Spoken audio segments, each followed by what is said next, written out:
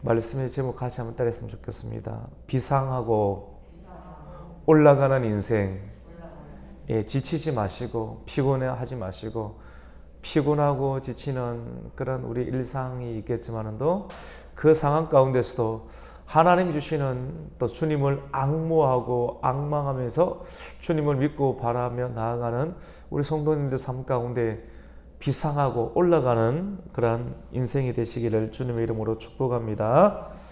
오늘 욥기 18장 말씀은 이제 욥의 탄원이 끝나요. 욥이 탄원이 이제 엘리바스가 이야기를 하고 또 그것에 대해서 답변하는 탄원하는 내용이 끝나게 되자 이제는 수아사라 빌닷이 발언을 이어갑니다. 빌닷도 엘리바스의 말과 다를 바가 없이 욥을 비판하기만 하고 희망과 소망의 메시지를 주지 못하게 됩니다. 빌닷은 욥을 비난하며 또 공격하며 또 이어서는 어떤 내용을 이야기를 하는가 하면 악인들의 운명에 관하여서 오늘 24가지로 서술하게 됩니다. 죄를 짓고 또 하나님 앞에서 악한 일을 하게 되면 이런 일들이 일어난다라고 하는 그런 내용입니다. 욥이 지금 불의한 길을, 의롭지 아니하는 길을 걷고 있기 때문에 욥 너에게 이런 망하는 일들이 일어난다는 내용입니다. 근데 여러분, 악인이 망한다는 것, 그거는 맞는 말이죠. 진리지 않습니까? 악은 망하고 반드시 선은 결국은 승리하게 되는데 악인이 망한다는 내용은 진리의 내용이지만 그러나 그것을 욥에게 적용하는 것은 잘못입니다. 욥에게 적용하는 것. 왜 하나님께서 그렇게 정죄하는 것은 맞지만 사람이 누군가에게 정죄하는 것은 굉장히 주의하고 조심해야 될 일일 수가 있습니다. 빌닷은 진리의 말씀을 가지고 욥의 경건 그리고 욥의 의 그리고 욥의 성결함과 그 거룩함을 빼앗아 넘어뜨리려 하고 있는 것입니다. 정죄를 하게 되면 사람이 묶이잖아요. 정죄를 하게 되면 사람의 그런 거룩함이 또 사라질 수가 있습니다. 경건함이 사라질 수. 정죄하는 것은 참으로 조심하고 주의해야 될 영역에 속하는 것입니다. 물론 선지자나 하나님의 사람이 하나님의 그 전폭적인 역사로 인해서 말씀의 선포 가운데 깨우치게 하기 위하여서 하는 하나님의 역사가 있을 수 있겠지만도 이러한 역사를 나도 그렇게 해도 된다라고 생각을 해서 사람이 함부로 하나님의 영역을 들어가게 되면 하나님의 성령의 강권적인 역사로 쓰임받지 아니하는 형태에서 들어가게 되면 굉장히 위험할 수가 있습니다. 이러한 형태는 반드시 마귀의 시험일 수가 있지요. 여러분, 우리가 욥기의 서두에서 우리가 볼 수 있는 것처럼 욥이 고난을 받는 것은 사단의 공격입니다. 맞죠? 우리는 알고 있잖아요. 사단의 공격, 하나님께서 천상의 계획 가운데 하나님이 허락을 내주세요. 하나님의 허락하심이라는 영역도 우리가 이성적으로는 이해하지만도 이것이 개인적으로 우리에게 다가올 때는 감당이 안 됩니다. 하나님의 허락하심, 이게 어떤 거냐면 예를 들어서 여러분 예수님께서 십자가를 지시는 것, 예수님께서 십자가를 지시는 것이 하나님께서 기뻐하는 일일까요? 예수님께서 십자가를 지고 채찍을 맞고 그의 아들이 침뱉음을 당하고 조롱을 당하는 걸 보면서 하늘의 하나님께서 너무 기쁘다고, 내 속이 너무나도 시원하다고 이렇게 하시는 걸까요? 아닙니다. 하나님의 행하심 가운데 많은 경우는 하나님의 기뻐하심이 있지만도 또 하나의 영역은 하나님의 허락하심입니다. 하나님이 허락하시는 것은 이게 기쁜 내용하고 달라요. 우리를 너무나도 사랑하사 하나님의 허락하심 가운데 십자가를 지고 고통을 받는 것인데 이것은 기쁨이 아니죠. 하나님의 허락하심의 영역입니다. 욥이 고난을 받는 것도 하나님께서 기뻐서 축배를 들고 박수를 치는 그런 내용이 아니라 하나님의 허락하심의 영역 가운데 있게 되죠. 그 하나님의 허락하심의 영역 가운데 사단을 통한 사단에게 욥의 생명은 건들지 말고 욥의 뼈를 치고 욥의 살까지 주겠지만도 결코 생명을 건들지 말라는 하나님의 분명한 명령이 있습니다. 그럼 그 천상의 명령이 떨어졌을 때 이 지상 가운데서 일어나는 여러 가지 상황들이 막 일어나는 이것은 사단이 행하는 거예요. 그 사도 바울이 공중의 권세 잡은 자가 흔들고 있다는 겁니다. 사도 요한은 세상의 임금이 세상의 정부가 세상 흔들고 있다라고 성경은 이야기하는 겁니다. 적혀 있지만 사람들은 그걸 받아들이기 힘들어하고 말로서 풀어내어서 이야기하는 것조차도 힘들어하고 받아들이기 힘들어하죠. 근데 신앙의 깊이가 있는 사람들은 그것을 해석해내야 되고 또 몸으로도 그것을 실현해야 되는 그런 과정을 겪기도 합니다. 여러분, 욥이 고난을 받는 것은 하나님의 허락하심 속에서 마귀 사단이 공격하는 거죠. 그러면 지금 욥에게 질병이 있고 그 다음에 그 질병을 또 욥의 친구들이 세 명이 와서 이야기를 하는 것 가운데 하나님의 위로만 있을까요? 친구들을 통한 사단의 공격이 있다라고 하는 거예요. 이해가 되시죠? 친구들을 통해서 위로하는 것처럼 보이지만 결국은 사단의 공격을 통해서 하나님에 대한 경건함과 하나님의 의로움, 욥은 의로웠잖아요. 그리고 욥은 거룩했지 않습니까? 근데 이것을 공격하는 겁니다. 말이 안 통해요. 대화가 되지 않습니다. 실제로 신실하게 하나님을 믿고 믿음으로 따라가는 사람들 가운데 친구들이 또 주변에서 대화를 하고 위로하지만 위로가 되지 아니하는 그 모든 상황들은 지금까지 고난 가운데서도 질병 가운데서도 욥이 그리하였던 것처럼 하나님을 향한 경건함 그리고 하나님을 향한 그 의로움 그리고 하나님을 향한 그 거룩함을 빼앗으려고 하는 그런 시도가 친구들의 말 가운데 정죄 가운데 나타나고 있는 것을 우리는 분별하고 보아야 되는 것이죠. 이 친구들을 통해서 욥을 시험하고 단련합니다. 마귀의 공격, 시험, 여러분 이것이 시험이라는 영역이 우리 이거 아시죠? 하나님이 하시는 시험이 있고 사단이 하는 시험. 하나님이 하는 시험은 우리가 의식적으로 우리를 더욱더 연단하고자 하는 시험이고 그리고 사단이 하는 시험은 우리를 넘어뜨리려는 시험. 그런데 이거 의식적으로 우리가 이렇게 구분할 수는 있겠지만도 한 개인이 인생을 살아가면서 시험을 만나게 될 때 이것이 하나님의 것이다, 이것이 사단의 것이다, 이거 이성적으로 분별이 됩니까? 잘 안 돼요. 중요한 것은 하나님의 허락하심 속에서 사단이 우리를 시험하게 될 때 우리는 어떠한 경우든지 시험에 넘어지지 말아야 된다는 거예요. 유혹에 넘어지지 말아야 되고 시험에 넘어지지 말고 경건을 끝까지 유지하고 그리고 하나님의 의로움을 끝까지 이루어내고 그리고 거룩하게 사는 것 막 멈추고 싶은 그런 상황을 끝까지 이겨내면서 끝까지 거룩을 이루어낼 수 있는 그런 초질간의 마음이 우리에게는 필요합니다. 의지할 대상이 하나님밖에 없습니다. 사람을 보고 싶습니다. 사람을 통해서 우리는 그 사람을 보면서 우리가 이 사람이 이만큼 하면 나도 그만큼 하고 싶은 경계를 정하고 싶은 것이 사람의 한계인 것 같아요.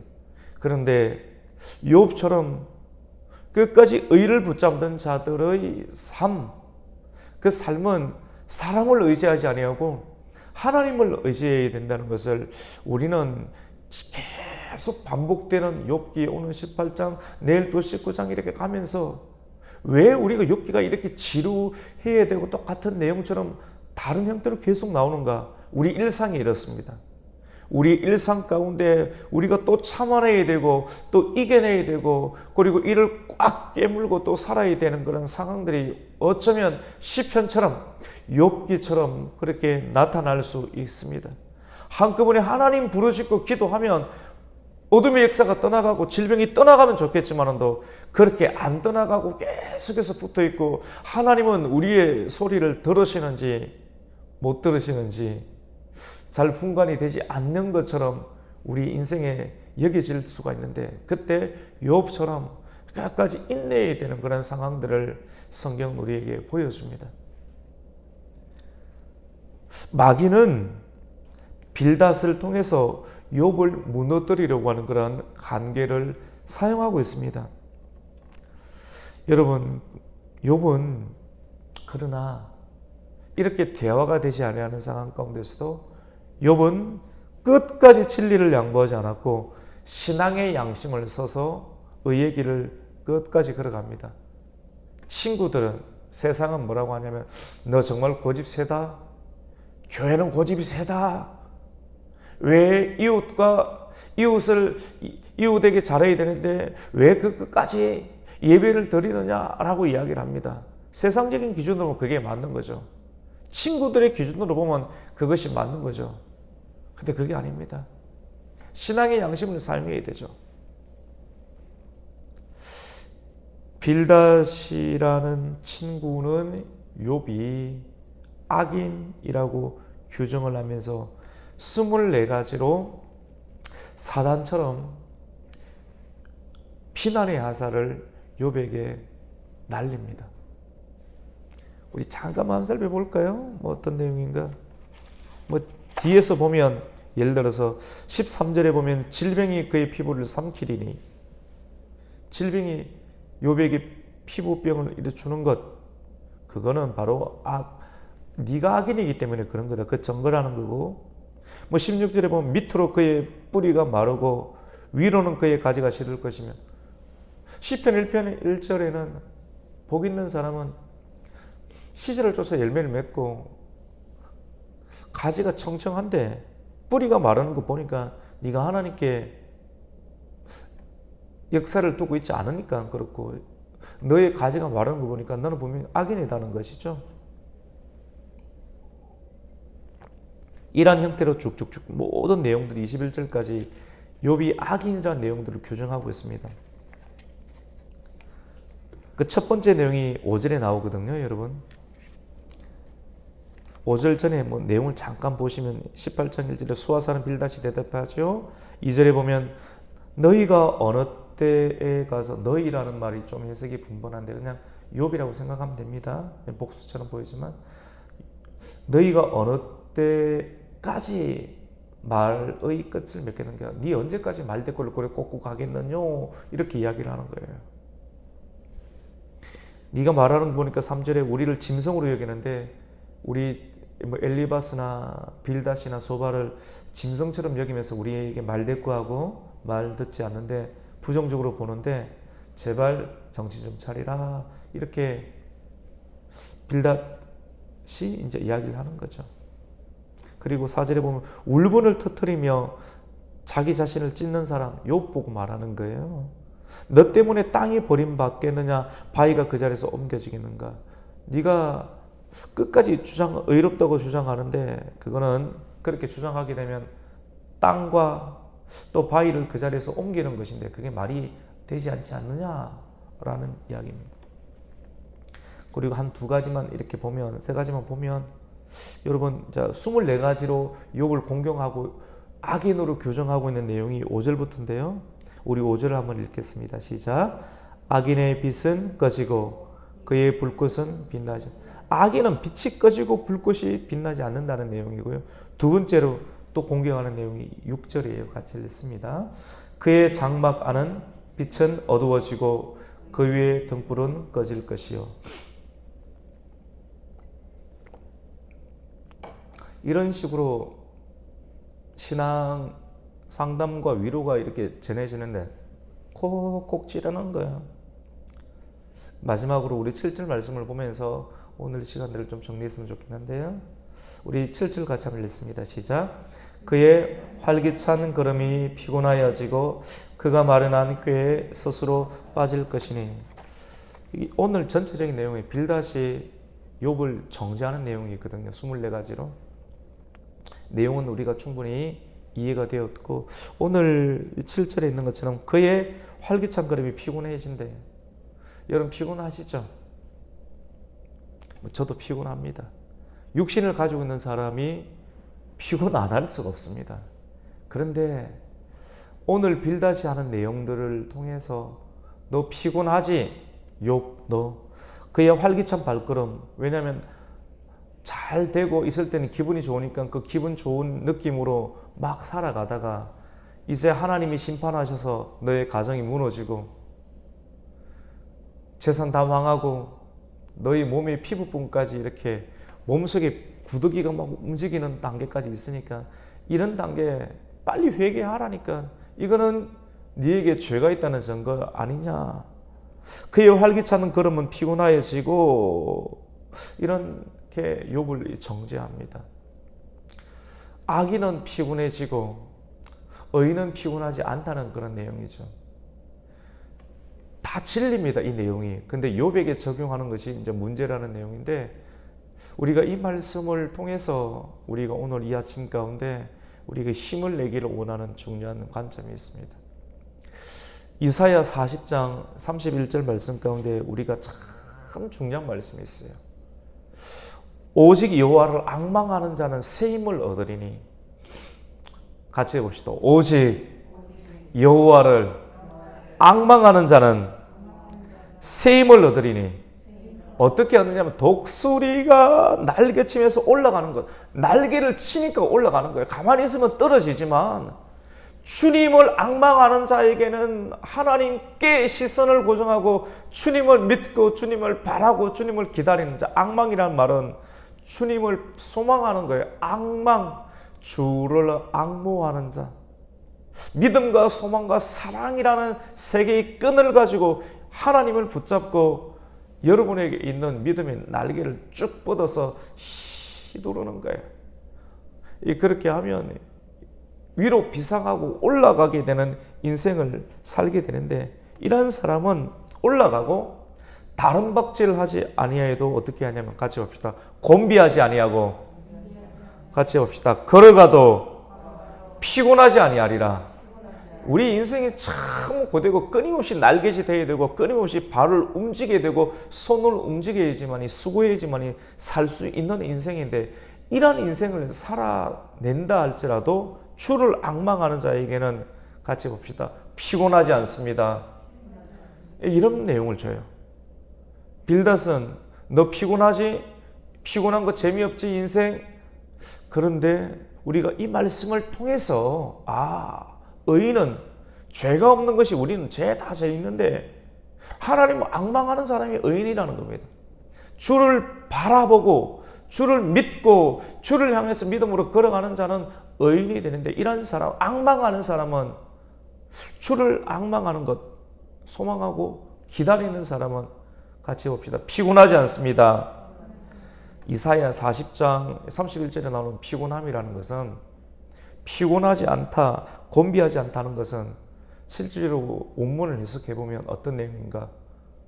실증내지 않는다는 겁니다. 사람들이 왜 왔다가 그만두고 일하다가 포기하는지 아십니까? 끈기가 부족한지 아십니까? 이거는 영적으로 보면 이게 실증이에요, 실증. 사람 안에 실증이 있어요. 원죄 안에. 다루지, 훈련받지 아니하고 교육받지 않으면 처음에는 다 잘해요. 작심 3일입니다. 3일 지나면 실증내요. 이스라엘 백성들이 은혜로 구원받았지만도 3일째 먹는 문제와 환경의 문제 때문에 불평이, 찬송이 거치고 불평이 나타납니다. 영적인 죄인임을 드러내는 거예요. 은혜로 구원받았지만도 훈련과 단련, 욥처럼 훈련과 단련 받지 않으면 끊임없이 실증내요. 그만두고 포기하고 자빠지고 쓰러지고 원망하고 불평하는 일들. 그런데 의인의 차이점, 죄가 있지만 하나님을 끝까지 앙망하면서 은혜로 구원받은 자들이 끝까지 하나님께 믿음의 눈을 떨어뜨리지 아니하고 나아가는 자는 실정을 이겨냅니다. 여러분 새벽기도 나오고 수요 예배 나오고 주일 신앙생활 계속 지켜내는 것, 이거 처음에는 재밌죠. 근데 계속 해보세요. 비슷한 것 같거든요. 3년 지나보세요. 비슷한 것 같거든요. 핑계대요. 아유 목사님 설교 뭐 똑같은데 뭘. 여러분 그 단계를 넘어서야 돼요. 다른 사람이 설교하는 내용이 우리가 분별이 되고 판단이 되죠. 3년 딱 지나면 그 단계를 넘어서야 돼요. 그렇게 불평하면서 내가 실적 내고 싶은 걸 옮기고 싶은 거예요. 옮기고 싶은 거. 그 단계에 대부분 무너진다는 그 사람이. 설교가 좋니 안 좋니의 개념이 아니에요. 하나님 말씀은 똑같은데 내가 판단하고 싶은 자료로 쓰는 거 아닙니까? 이제 빠지려고 하는 거 아니에요? 그러면서 내가 하고 싶은 거 하겠다는 거 아닙니까? 그 미혹을 넘어서야 되는데 많은 성도들이 거기서 3년에서 무너져요. 3일 시험, 3년 시험입니다. 3일이란 부분, 3년이란 부분 속에서 우리가 선을 지켜야 됩니다. 넘어서지 말아야 됩니다. 우리가 하고 싶은 욕구들을 이겨내요. 오늘 걸어가도 피곤하지 않으리라. 실증내지 마십시오. 악인과 의인의 차이는 바로 실정을 내고 또 실정을 이길 수 있는가에 내가 극복해야 될 욥의 피부병이에요. 친구들의 그런 연단, 그 말 속에 다 사단의 관계가 있는데 이걸 내가 이겨낼 수 있는가 아닌가. 욥 이야기를 분별하는 내용들은 누구든지 할 수 있죠. 재밌죠. 그런데 이게 내 문제를 본다면 내가 내 안에 들어오는 마귀의 실정들의 부분들에 넘어질 것인가 아니면 이겨낼 것인가로 우리가 오늘 말씀을 받아들인다면 이거 결코 남 내용이 아니구나, 쉬운 내용이 아니구나를 우리가 발견할 수 있게 됩니다. 우리는 얼마나 자주 정기적으로 실정내며, 사람이 실정내는 건 정기적인 겁니다. 안에 사단이 계속 충동이라는 겁니다. 우리는 얼마나 정기적으로 실정내며 피곤해하며 그리고 포기하려고 합니까? 우리 입술이 사단의 병기가 될 수 있다라고 로마서는 바울을 통해서 이야기를 하고 있죠.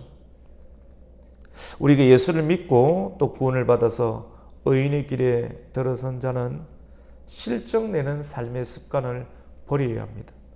그리고 계속 가야 합니다. 먼지 나는 광야길을. 우리 오늘 말씀을 통하여서 우리 성도님들의 믿음의 걸음이 피곤한 먼지 나는 이 세상을 살아가면서도 실정을 이겨내고 또 피곤을 이겨내면서 독수리처럼 비상하며 올라가는 새 힘을 받는 그런 역사가 오늘 아침 가운데 주신 말씀같이 주를 앙모하는 자에게 믿음과 소망과 사랑으로 이 세 개의 끈으로 신앙을 부여잡고 앙모하는 자에게 피곤을 이겨내고 실정을 이겨내면서 하나님이 주시는 그 힘으로 오늘도 새 힘으로 달려갈 수 있는 은혜가 있으시기를 주님의 이름으로 축원합니다. 아멘. 하나님 감사를 드립니다. 하나님 실정내지 않게 하여 주시옵소서. 게으르지 않게 해 주시고 피곤하지 아니하고 하나님에 대한 믿음과 또 연단 가운데 소망 그리고 끝까지 이런 상황 가운데서 사랑, 믿음과 소망과 사랑으로 피곤을 이겨내고 실정을 이겨내고 게으름을 이겨내면서 이 세상을 승리할 수 있는 하나님의 성도들 되게 하여 주시옵소서. 예수님의 이름으로 기도드립니다. 아멘.